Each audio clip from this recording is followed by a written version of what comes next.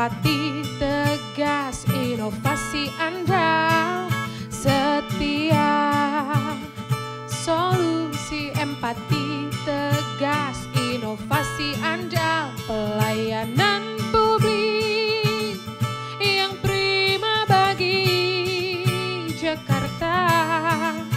Komitmen amanah, dedikasi sepenuh hati, dengan inovasi tiada henti, multi channel public service delivery 1500164 call center dan ajib siap melayani setia.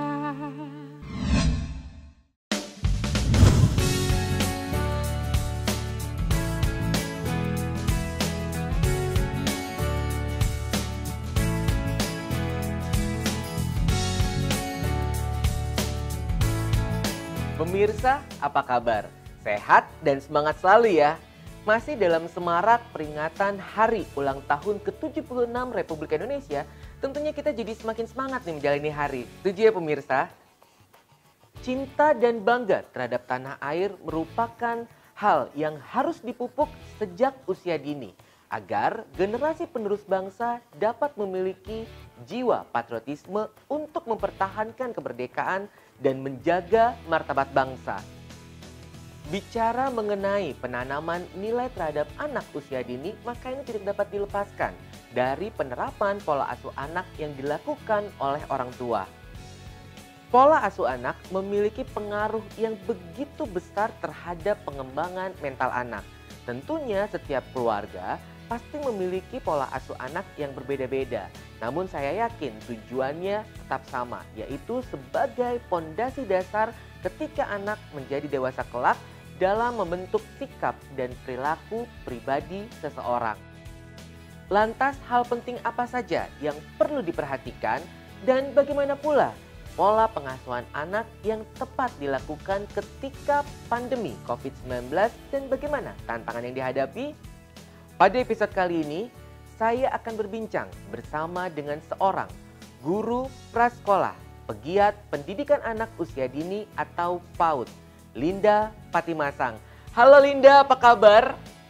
Kabar baik, gimana Mas Aldi kabarnya? Alhamdulillah, saya baik juga Linda. Kamu sedang sibuk apa nih akhir-akhir ini Linda? Sibuk ngajar, nari juga tiap weekend, sama sibuk ini ya. Lagi seneng nonton hal-hal yang berbau Korea gitu, drama Korea, musik-musik Korea gitu. Mas Aldi ini kalau dilihat-lihat tuh mirip banget loh sama parkiran kayaknya ya Mas ya. Oh enggak Mas, bercanda. Kayak Park Jimin dari BTS, mirip banget loh. Wah Linda, kamu bisa diprotes nih sama BTS ARMY di seluruh dunia. Mohon maaf rekan-rekan BTS ARMY, saya hanya kebetulan mirip saja, tidak ada unsur kesengajaan, semua hanya karena takdir Allah Subhanahu wa Ta'ala. Seperti itu ya Linda ya? Oh ya. Wah Linda, saya jadi merasa tertantang nih untuk mengikuti BTS Challenge. Di mana kameranya? Situ ya? Baiklah Linda. Mainkan musiknya.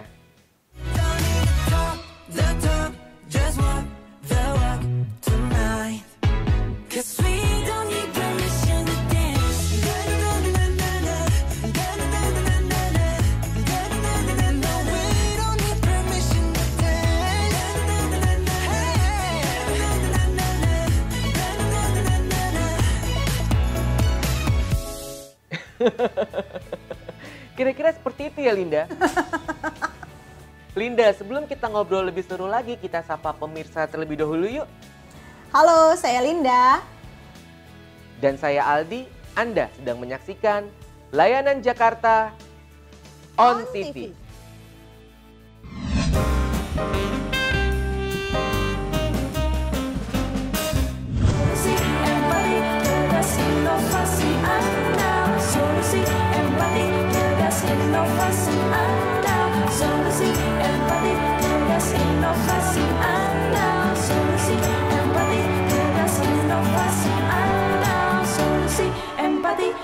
podcast inovasi Anda. Linda, secara singkat seperti apa gambaran aktivitas mengajar yang kamu lakukan setiap harinya? Dan sejak kapan kamu berprofesi sebagai guru prasekolah? Kalau aktivitas sehari-hari ya mengajar ya dari pagi sampai siang, dan kebetulan karena ini sedang kelas yang online jadi cuma sampai siang aja. Terus kalau dari kapan mengajarnya, saya mengajar di pendidikan anak usia dini itu dari tahun 2005 sampai sekarang. Kurang lebih berarti sudah 16 tahun ya Linda kamu berprofesi sebagai seorang guru prasekolah. Saya jadi penasaran nih Linda, dan tentunya pemirsa ini juga penasaran nih Linda. Bagaimana awal mulanya kamu tertarik menjadi seorang guru prasekolah, dan bagaimana nih suka dan duka yang kamu lewati dalam menjalani profesi tersebut? Kalau tertarik karena bidang pendidikan saya dulu waktu kuliah memang bagian pendidikan, Fakultas Keguruan dan Ilmu Pendidikan. Jadi memang ketika lulus diarahkan untuk bisa mengajar. Dan bidang yang secara spesifik saya geluti sampai saat ini adalah pendidikan anak usia dini.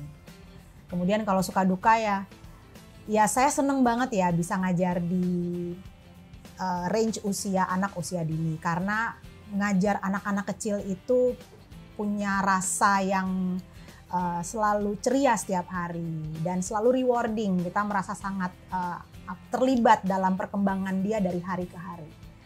Kalau duka kayaknya nggak ada ya, setiap hari itu every day is a joyful day gitu, jadi setiap hari itu senang aja, happy gitu ya.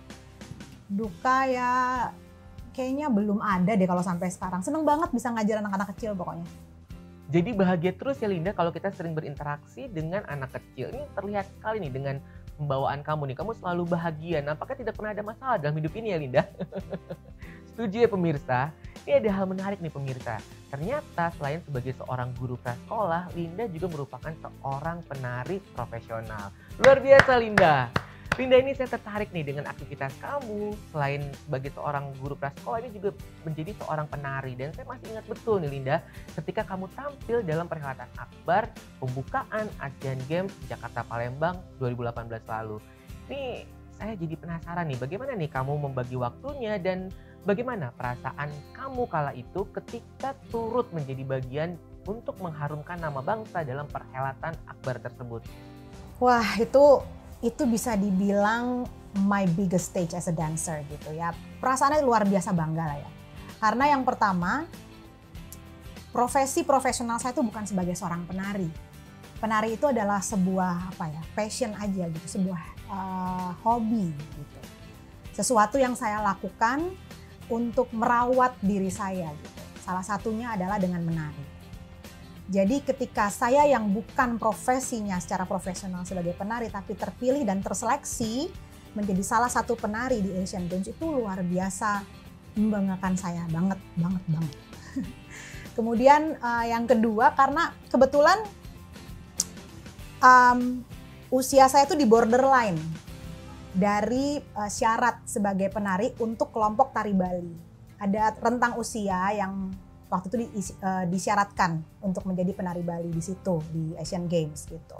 Dan saya itu di borderline, jadi saya merasa ini kesempatan tidak akan datang dua kali. Jadi ketika ada kesempatan itu dan saya terseleksi masuk dan saya bisa menjalani prosesnya, itu sangat membanggakan. Menarik Linda, saya turut bangga nih dengan prestasi yang kamu raih tersebut. Luar biasa. Linda, lalu bagaimana nih pengaruh aktivitas berkesenian menari kamu terhadap pengembangan kreativitas kamu dalam mengajar? Apakah ini saling berkaitan Linda? Menari itu kan, kalau saya, menari itu seperti a beautiful distraction dari rutinitas saya sehari-hari. Gitu. Jadi kayak misalnya kita kan kerja ya dari Senin sampai Jumat gitu ya. Nah, menari itu kan kadang-kadang kita lakukan ketika weekend atau di sela-sela hari dari Senin sampai Jumat ya, ketika sore hari gitu misalnya ya. Nah, saya merasa bahwa dengan menari itu bisa membuat saya jadi seperti riset lagi gitu badannya, riset lagi frekuensinya gitu.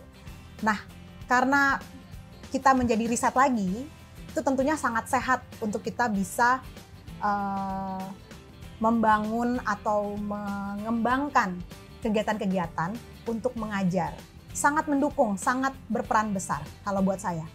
Karena membangun biar kita tetap happy juga, supaya kita tetap bisa merasakan kayak membumi gitu, lebih membumi lagi gitu.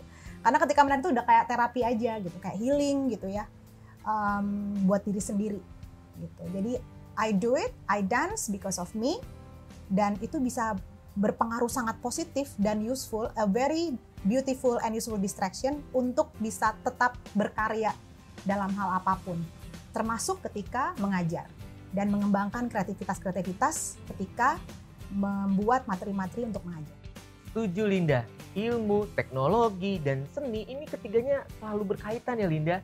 Ilmu berkaitan dengan aspek kognitif, teknologi berkaitan dengan aspek psikomotorik, dan seni berkaitan dengan aspek rasa atau afeksi. Tentunya ketiganya ini sangat dibutuhkan dalam seluruh aspek kehidupan. Setuju ya pemirsa? Linda, kita masih dalam semarak memperingati hari ulang tahun ke-76 Republik Indonesia. Lalu sebagai seorang guru prasekolah, bagaimana kamu mengenalkan dan menumbuhkan semangat nasionalisme kepada anak usia dini? Oke, ini pertanyaan bagus banget ya. Bagaimana cara menumbuhkan rasa nasionalisme pada anak-anak usia dini? Kalau kita ngomongin anak usia dini, itu berarti kalau buat saya di bawah usia 5 tahun. Jadi di bawah 6 tahun deh ke bawah gitu ya. Seperti juga murid-murid saya yang saat ini sedang saya ampu ya. Jadi yang untuk anak-anak usia dini, kita memperkenalkan nasionalisme itu harus dengan sesuatu yang konkret. Harus dengan sesuatu yang mereka bisa relate. Gitu. Tidak bisa dengan sesuatu yang terlalu abstrak begitu ya. Yang paling utama sekali saya biasanya lakukan adalah memperkenalkan bendera Indonesia. Bendera Indonesia, dan itu termasuk juga national anthem atau lagu kebangsaan Indonesia Raya. Jadi biasanya yang pertama kali, misalnya kita udah tahu nih tanggal 17 Agustus itu minggu keberapa ya ngajarnya. Nah ini kita sudah prepare gitu. Oke, dari hari ini saya akan memperkenalkan ini adalah bendera negara kita Indonesia gitu ya, merah dan putih. Dengan demikian mereka bisa relate karena kan mereka kebetulan saya settingannya kan guru dengan kurikulum internasional. Jadi banyak murid yang berasal dari negara lain. Saya bisa relate dengan negara mereka, misalnya si A, kamu kan dari negara ini, benderanya warnanya ini, misalnya gitu. Nah kalau Indonesia benderanya warnanya ini. Dengan demikian mereka tuh paham konsep bahwa berbeda negara. Dan at the moment mereka hidup di negara yang namanya negara Indonesia. Nah kalau sudah benderanya, kita kemudian perkenalkan secara geografis Indonesia itu di mana sih di dunia ini. Kita perlihatkan petanya, ini dunianya, ini negara ini, dan Indonesia tuh di sini. Dan kebanyakan setelah mereka tahu Indonesia itu bentuknya seperti apa, mereka sangat kagum karena apa? There are many islands, gitu. Karena semuanya berbentuk pulau-pulau. Bukan sebuah benua yang besar misalnya. Dan mereka bilang, oh ya aku dulu pernah ke sini. Dan dengan demikian saya bilang, iya. Dan itu benderanya sama, yaitu merah dan putih. Gitu. Jadi sesuatu yang dilakukan harus sesuatu yang konkret, yang bisa relate dengan mereka. Paling gampang memang bendera, kemudian national anthem itu ya. Kalau tahun ini kebetulan saya memperkenalkannya dengan cara memperkenalkan public transportation di Indonesia. Karena kita sedang ngomongin transportasi gitu. Jadi saya perkenalkan di Indonesia itu ada becak, ada andong, ada MRT, ada LRT, Transjakarta. Kemudian juga ada kapal pelni Garuda Indonesia, termasuk juga ada ojek online punya Indonesia yaitu Gojek. Gitu. Jadi saya memperkenalkan ini loh, Indonesia kita punya ini. Dan mereka relate karena mereka setiap hari mereka melihat itu setiap hari. Mereka melihat bajai setiap hari. Mereka melihat andong ketika mereka ke Monas misalnya. Mereka, oh iya aku ingat, aku lihat ini, iya itu Indonesia. Kita punya itu di Indonesia. Dan sejauh pengalaman saya mengajar mereka, ini selalu melekat di mereka.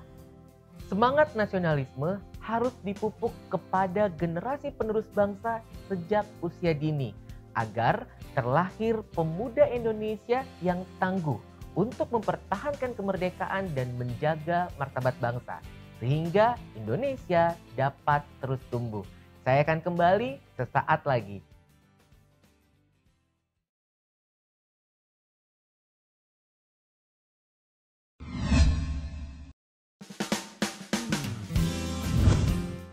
Pemirsa, masih di layanan Jakarta On TV dan saat ini kita juga masih terhubung secara virtual bersama dengan seorang guru prasekolah pegiat PAUD, Linda Patimasang.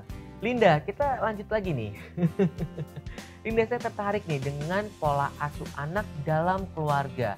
Lalu kamu kan sering sekali nih bertemu dengan berbagai macam karakter anak. Nah, menurut kamu sebagai seorang guru prasekolah, bagaimana sih pengaruh pola asuh anak dalam keluarga terhadap perkembangan karakter dan juga emosional seseorang?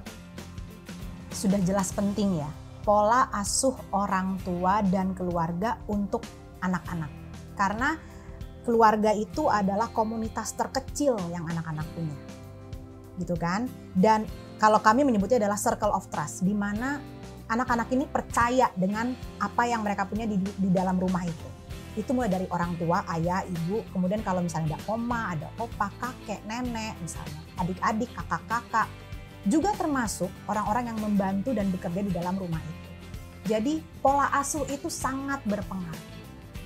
Dan yang melatar belakangi kenapa ini sangat penting ya tentu saja kita semua harus, karena kita semua harus care dengan bagaimana anak ini akan berkembang.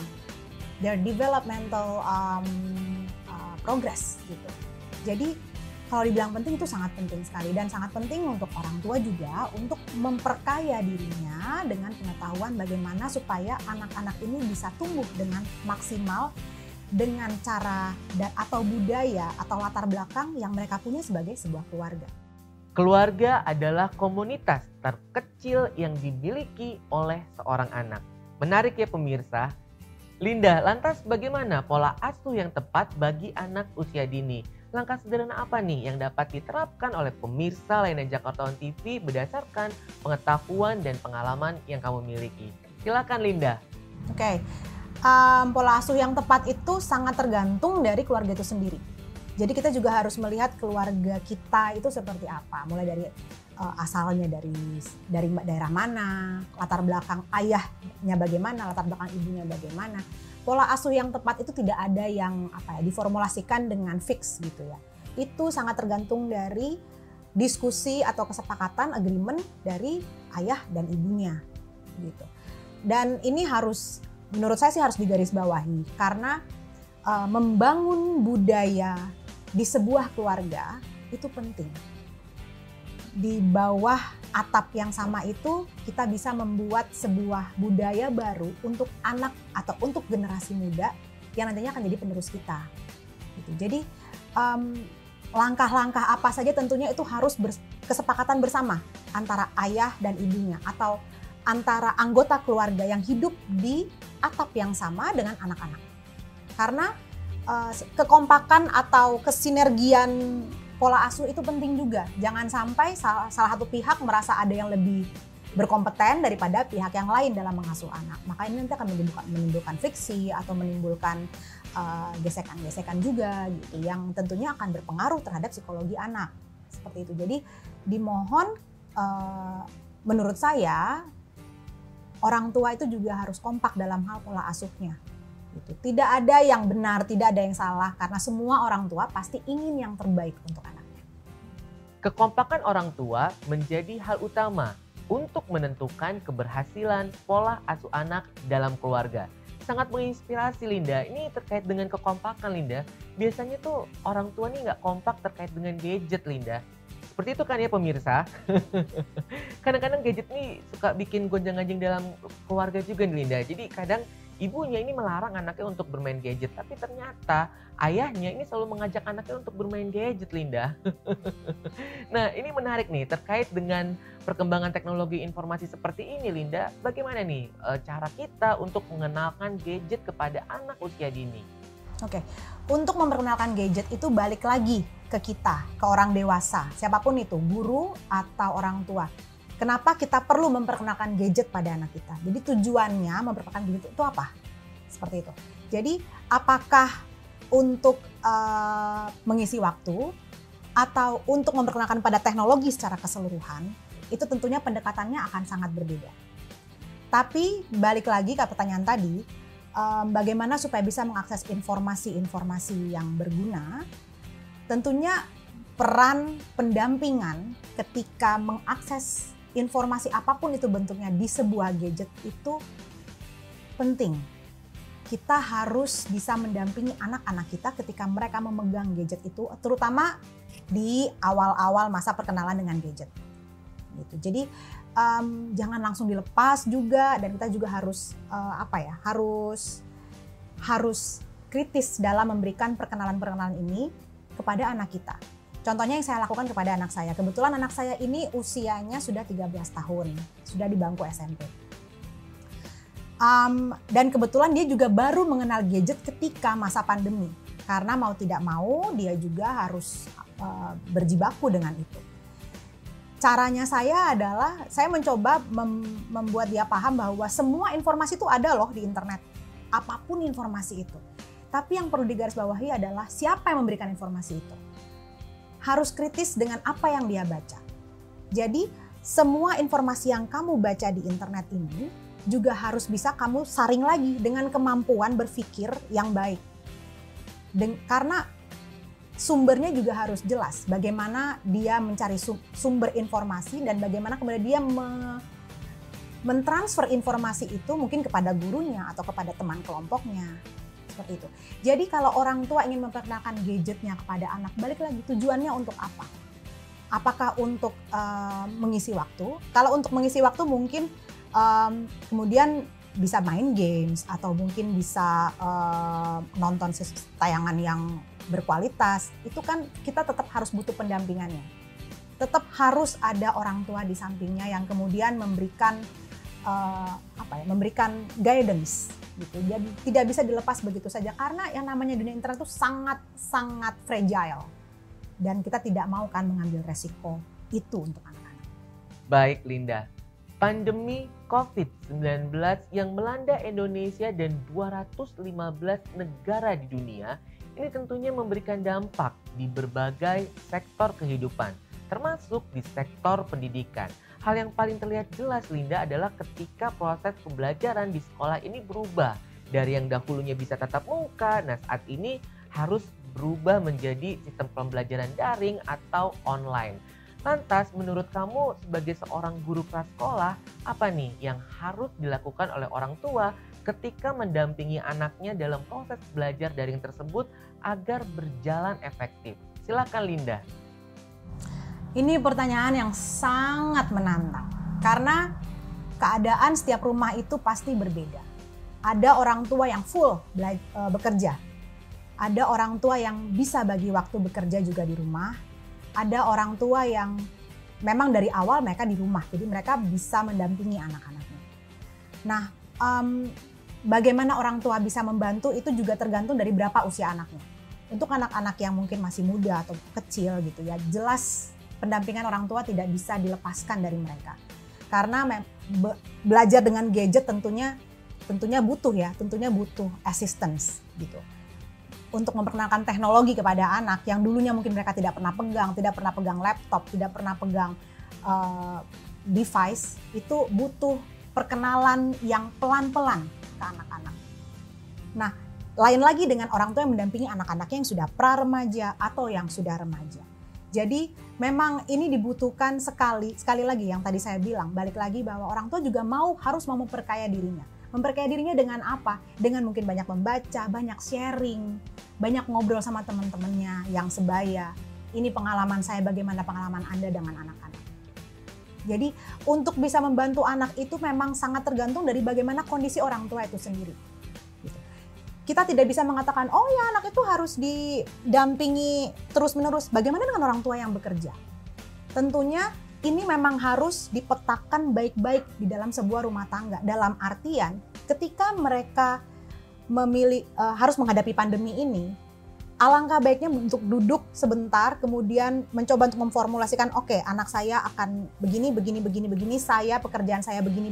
Jadi bagaimanakah kita bisa mengatur supaya sama-sama semua tetap bertahan ketika pandemi. Anak tetap bisa belajar dengan baik, walaupun mungkin tidak maksimal, dan orang tua tetap bisa bekerja dan mencari nafkah. Jadi ini betul-betul harus bisa dipetakan dengan baik. Caranya adalah we have to take our time to think. Jadi tidak gegabah mengambil keputusan juga.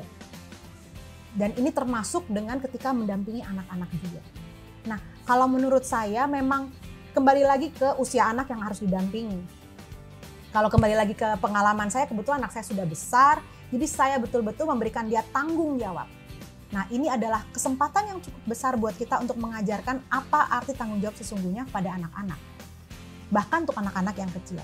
Dari hal-hal terkecil, mendengarkan gurunya ketika ngomong walaupun mungkin mama papanya tidak di samping, kemudian menyimak apa yang harus dikerjakan, itu juga bentuk tanggung jawab yang terkecil yang bisa mereka pelajari.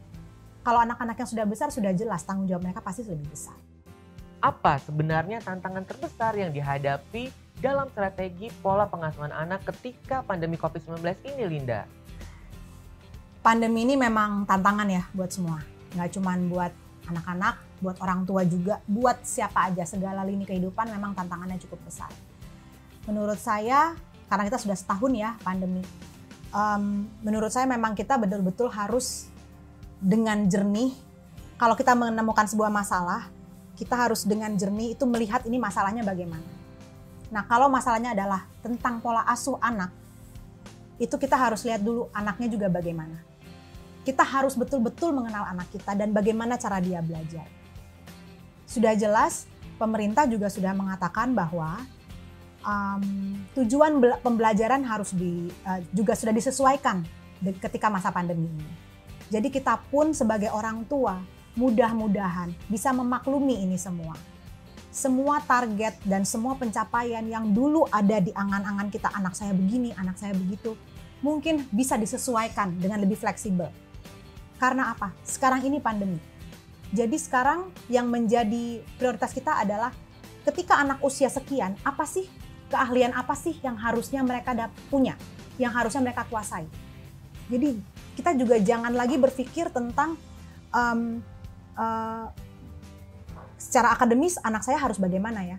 Tapi mungkin kita tarik lagi sebagai seorang individu, anak saya umur sekian, ini harusnya sudah bisa apa ya? Kemampuannya seperti apa? Dengan demikian kita bisa fleksibel dengan mengasuh anak kita ketika anak kita belajar di rumah. Kalau kita sudah fleksibel, maka apapun seperti yang sudah saya alami juga, semuanya akan menjadi lebih terang, lebih mudah untuk dijalankan. Jadi kita tidak terpaku pada harus begini, harus begini. Semua yang harus itu menjadi terkotakkan dan kita jadi punya ekspektasi yang tidak fleksibel. Ketika pandemi semua memang harus banyak disesuaikan. Segala sesuatu termasuk mindset kita.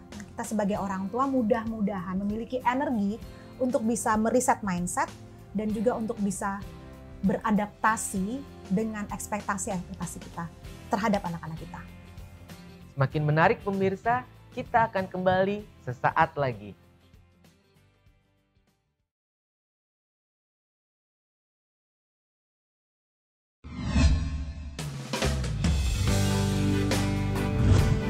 Pemirsa, masih di layanan Jakarta On TV dan saat ini kita juga masih terhubung secara virtual bersama dengan seorang guru prasekolah, pegiat PAUD, Linda Patimasang. Linda, menarik sekali ya percakapan kita pada kesempatan kali ini. Nah, di segmen ini saya juga ingin bertanya untuk hal yang tidak kalah menariknya lagi nih Linda. Yaitu terkait dengan pengenalan kata izin atau perizinan kepada anak usia dini. Karena saya meyakini nih Linda, ketika anak tersebut sudah mengenal makna baik dari kata izin dan juga perizinan sejak usia dini, maka kelak dia dewasa nanti ini akan mengurus perizinannya secara mandiri Linda, tanpa menggunakan pihak ketiga. Setuju ya pemirsa? Lantas menurut kamu, bagaimana cara yang tepat dalam mengenalkan kata izin kepada anak usia dini? Iya, ini memang salah satu bentuk dari rasa tanggung jawab anak juga tadi ya. Jadi kalau menurut pengalaman saya sih, mengenalkan izin itu memang harus sedini mungkin. Paling mudah misalnya kalau kita mau meminjam barang, minjem mainan, minta izin memegang atau memainkan sesuatu yang bukan milik kita. Itu dari awal kita kalau bisa sudah mengenalkan itu pada anak-anak. Misalnya anak-anak diajarkan untuk menanyakan boleh nggak main, boleh nggak sharing, boleh nggak begini-begini. Dan nggak cuman itu, tapi kita juga harus mengajarkan ke anak-anak untuk memberi izin. Atau bahkan mereka punya hak untuk menolak izin ketika itu tidak membuat mereka nyaman. Kadang-kadang kita lupa mengajarkan dua hal terakhir ini kepada anak-anak. Yang kita ajarkan tuh hanya minta izin, minta izin, minta izin. Tapi ingat, anak kita juga adalah seorang pribadi yang utuh dan mereka berhak menolak ketika ada sesuatu yang mereka rasa saya nggak bisa. Misalnya sesimpel, boleh nggak saya pegang rambut kamu? Boleh nggak saya pegang tangan kamu? Sementara mungkin kita sudah mengajarkan ke anak-anak kita untuk punya self defense. Kita harus bisa mengatakan pada anak-anak, kalau kamu tidak suka atau kalau kamu tidak nyaman, kamu boleh loh bilang, jangan, tidak, saya tidak izinkan. Tapi tentunya juga dibarengi dengan mengajarkan hal-hal yang kita bisa share. Ada banyak hal yang kita seharusnya kita share. Gitu, misalnya mainan atau misalnya apapun itu, buku, kita share ke orang lain. Jadi urusan izin itu memang harus diperkenalkan secara dini kepada anak-anak dari hal yang paling kecil. Nanti seiring dengan berjalannya waktu, seiring dengan usia mereka yang semakin bertambah, tentunya akan semakin banyak hal-hal yang juga merupakan bentuk dari rasa tanggung jawab mereka sebagai individu dengan meminta izin. Misalnya mereka di sekolah, kalau ke toilet mereka harus minta izin dulu. Bahkan di kelas-kelas Zoom sekarang juga anak-anak kalau mau ke toilet juga minta izin dulu. Pak, Bu, saya minta izin ke toilet. Nah, itu salah satu bentuk yang menurut saya harus tetap kita lakukan kepada anak-anak. Nanti semakin besar tentunya banyak hal besar lain yang juga mereka harus lakukan, dan itu berhubungan sekali dengan masalah izin dan mengizinkan dan tidak mengizinkan. Jadi memang dari awal harus secara konsisten, kita tidak boleh mengenal lelah untuk memperkenalkan banyak hal-hal baik termasuk urusan izin dan meminta izin dan mengizinkan. Nah, ngomong-ngomong soal izin nih, Mas Aldi, kalau boleh banget, kebetulan banget nih kalau boleh saya nanya. Jadi, saya itu punya semacam cita-cita jangka panjang gitu lah ya. Kalau saya diizinkan dan diperbolehkan gitu, misalnya saya punya aset gitu ya untuk membangun sebuah kos-kosan misalnya gitu. Itu ngurus perizinannya gampang nggak sih? Karena menurut saya itu berguna untuk banyak orang-orang perantauan. Karena saya kan juga anak perantau ya, saya bukan orang Jakarta gitu. Jadi menemukan sebuah tempat, sebuah rumah kedua yang nyaman, aman, dan kondusif itu buat saya ketika saya masih merantau itu penting. Jadi saya cukup merasakan jadi anak perantauan gitu. Nah, saya berpikir salah satu rencana jangka panjang saya itu mau memiliki rumah kedua yang nyaman, yang baik untuk orang-orang perantauan. Itu ngurus izinnya bagaimana? Setuju Linda, Jakarta adalah rumah untuk semua. Wah, ini menarik nih Linda, kamu sudah terpikirkan untuk melakukan investasi dengan mendirikan usaha di Jakarta. Semoga segera terrealisasikan ya Linda. Amin. Baik, terkait dengan perizinan rumah kos, ini terdapat mekanisme, prosedur, dan persyaratan yang harus dipenuhi ketika kamu mengajukan perizinan tersebut. Kamu dapat mempelajari terkait dengan perizinan dan non-perizinan di Jakarta melalui website pelayanan.jakarta.go.id. Adapun terkait dengan persyaratan yang harus dipenuhi ketika mengajukan perizinan rumah kos, ini diantaranya adalah IMB dengan fungsi rumah kos, PBB tahun terakhir, surat pernyataan keterangan pengelola, dan proposal teknis yang memuat jumlah kamar yang disewakan, penjelasan terkait jasa yang ditawarkan, kemudian denah bangunan yang memuat rencana setiap ruangan yang akan digunakan, serta daftar fasilitas yang akan ditawarkan. Dan hal yang menariknya nih Linda, ketika kamu mengurus perizinan di Jakarta, ini kamu akan mendapatkan kemudahan dan pendekatan layanan yang diberikan oleh Pemprov DKI Jakarta, yaitu salah satunya melalui inovasi layanan antar jemput izin bermotor atau AJIB, di mana petugas AJIB ini dapat melakukan pendampingan dan asistensi pengurusan perizinan dari mulai tahap permohonan sampai dengan izin diterbitkan atau end-to-end proses secara langsung di rumah atau kantor pemohon. Nah, inovasi layanan AJIB ini dapat kamu pesan itu melalui website pelayanan.jakarta.go.id dengan memilih menu pesan AJIB. Layanan AJIB adalah gratis. Tuh kan pemirsa, urus izin di Jakarta, diajibin aja. Seperti itu Linda, kira-kira bagaimana? Sangat mudah kan ya mengurus perizinan di Jakarta? Oke, ya. Baik, kita akan kembali ke pola pengasuhan anak, Linda. Nah, ini terkait dengan komunikasi, Linda. Bagaimana kamu melihat pentingnya komunikasi dalam pola pengasuhan anak? Hal menarik apa yang harus diperhatikan untuk membangun komunikasi yang efektif antara orang tua dengan anak? Silakan, Linda. Oke, kalau komunikasi itu sudah jelas penting. Karena dengan komunikasi kita bisa tetap terhubung, tetap terkoneksi di antara seluruh anggota keluarga, dan itu bisa ditumbuhkan dengan berbagai macam cara zaman sekarang. Kalau misalnya kita tidak bisa bertemu dalam satu hari ini, ya kita bisa tentunya tetap berkomunikasi misalnya dengan handphone, mengirim kabar, atau video call. Ada banyak caranya, ada banyak jalannya. Yang jelas itu adalah motivasi untuk menumbuhkan rasa ingin berkomunikasi itu. Kita harus sadar bahwa komunikasi itu penting. Jadi dalam sehari sebaiknya tetap luangkan waktu. Idealnya tentunya ketika jam makan malam semua orang di meja makan. Atau minimal kita sarapan pagi bersama sehingga kita punya waktu untuk ngobrol. Tapi tentunya itu kalau kita tidak jauh dari ideal, tetap bisa kita usahakan kok. Jadi menumbuhkan kesadaran bahwa komunikasi itu penting itu memang tantangan tersendiri. Kalau sudah ada kesadaran untuk tetap ingin berkomunikasi antar sesama anggota keluarga, saya yakin semuanya akan berjalan lancar. Dengan cara apapun, pasti tetap bisa berkomunikasi. Linda, nampaknya kita sudah sampai di penghujung acara nih. Sebelum kita mengakhiri, pesan apa nih yang ingin kamu sampaikan kepada warga Nusantara, pemirsa layanan Jakarta On TV agar terus semangat dalam memberikan pola asuh anak yang terbaik untuk mencetak generasi penerus bangsa yang tangguh. Silakan, Linda. Oke, untuk para orang tua, kita sebenarnya berada di masa yang sama. Jadi kalau dimintai pesan-pesan tentunya stay strong. Tentunya tetaplah kita berpikir jernih. Bagaimana sih caranya supaya bisa berpikir jernih? Kita harus jujur sama apa yang kita hadapi. Kalau memang kita membutuhkan waktu untuk memproses apa yang sedang terjadi dalam hidup kita dan butuh waktu untuk untuk stay away dari anak-anak, let's do it. Kita adalah manusia, kita bukan Superman.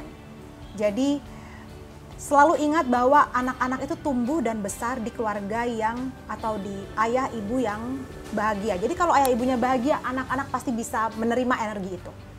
Kalau ayah ibunya stres sendiri, ayah ibunya disorientasi, percayalah anak-anak juga bisa merasakannya. Jadi kita harus bisa menata diri kita dulu, lalu kita bisa memberikan energi yang lebih positif kepada anak-anak. Dan tentunya pola asuh akan berjalan dengan lebih mulus dan lebih halus ketika itu semua tersinergi dengan baik. Jadi tetap semangat. Tetap yakin you are not alone. Kalau membutuhkan tempat untuk bercerita, berceritalah dan jujurlah kepada diri Anda. Anda membutuhkan teman-teman Anda untuk bercerita, please take your time. Kita semua pasti bisa melalui ini kok. Semangat! Siap. Terima kasih Linda atas obrolan hangat dan waktu yang telah diberikan. Sehat dan semangat selalu ya. Terima kasih juga Mas Aldi, terima kasih kesempatannya untuk mengundang saya dan sharing tentang apa yang saya tahu mengenai pengasuhan anak.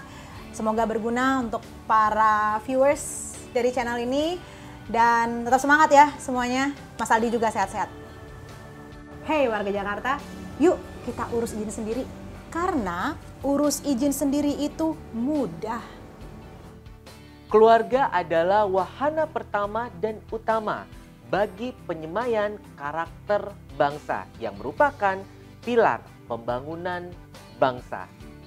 Integritas, etos kerja, dan gotong royong adalah karakter yang harus dibangun sejak usia dini. Terima kasih kepada seluruh orang tua yang tidak pernah kenal lelah dalam menanamkan nilai karakter manusia Indonesia. Dirgahayu Republik Indonesia. Indonesia tangguh, Indonesia tumbuh. Sampai bertemu di episode selanjutnya. Salam setia melayani Jakarta.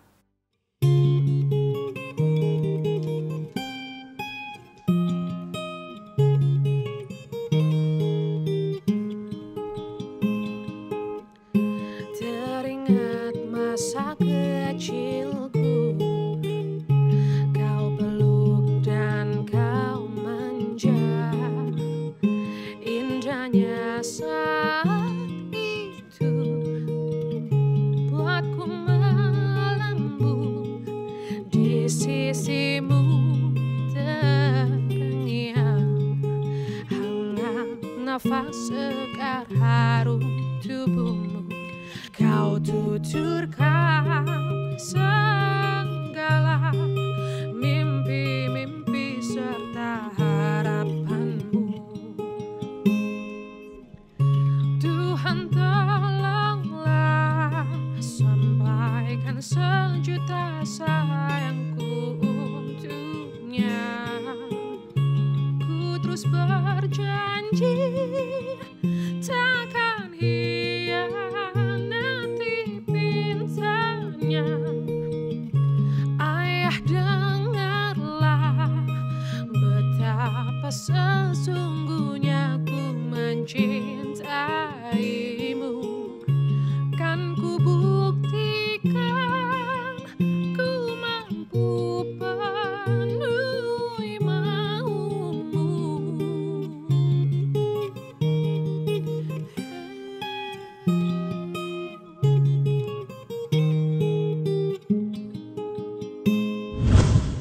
Perlu mengurus izin? Di Jakarta, urus izin sendiri itu mudah. Urus izin sendiri.